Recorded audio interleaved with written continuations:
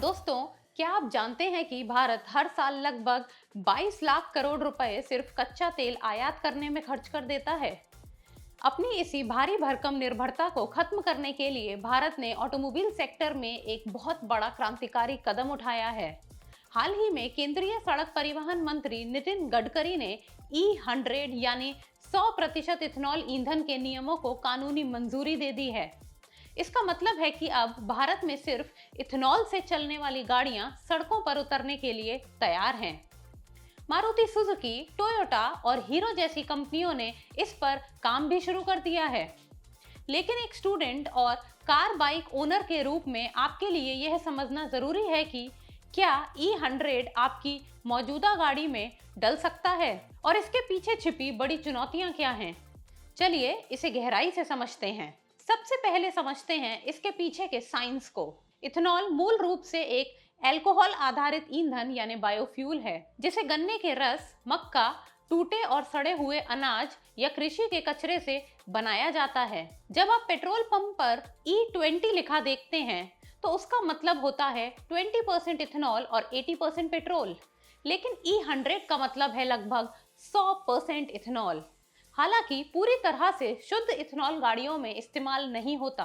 Indian standards के अनुसार E100 fuel में लगभग 93 से 95% इथेनॉल होता है और बाकी 5% पेट्रोल तथा कुछ को सॉल्वेंट्स मिलाए जाते हैं ताकि सर्दियों के मौसम में गाड़ी आसानी से स्टार्ट हो सके। अब बात करते हैं कि सरकार इस पर इतना जोर क्यों दे रही है।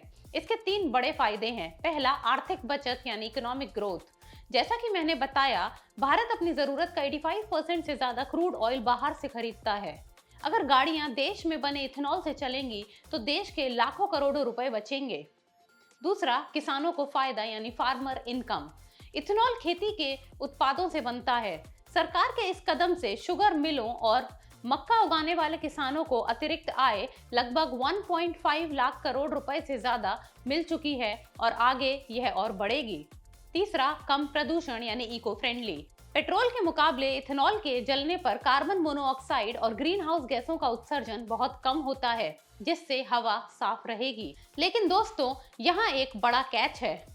सब कुछ इतना आसान नहीं है। इसकी पहली और सबसे बड़ी चुनौती है इंजन की खराबी। इथेनॉल स्वभाव से थोड़ा कोरोसिव होता है और यह नमी यानी पानी को जल्दी सोखता है। इसलिए आपकी और हमारी साधारण पेट्रोल गाड़ियां E100 फ्यूल नहीं झेल सकती। अगर आपने नॉर्मल गाड़ी में इसे डाला तो इंजन के रबर पार्ट्स, पाइप और फ्यूल पंप पूरी तरह खराब हो सकते हैं। इसके लिए खास फ्लेक्स फ्यूल व्हीकल्स की जरूरत होगी। दूसरी चुनौती है कम माइलेज। इथेनॉल की एनर्जी डेंसिटी पेट्रोल से कम होती है। इसका मतलब है कि 1 लीटर पेट्रोल में आपकी गाड़ी जितनी दूर जाएगी, 1 लीटर इथेनॉल में उससे करीब 20 से 30% कम दूरी तय करेगी। हालांकि अगर सरकार इसे पेट्रोल से 20-25 रुपए सस्ता बेचती है, तभी आम जनता को इसका फायदा होगा। और तीसरी सबसे बड़ी चिंता है फूड वर्सेस फ्यूल विवाद।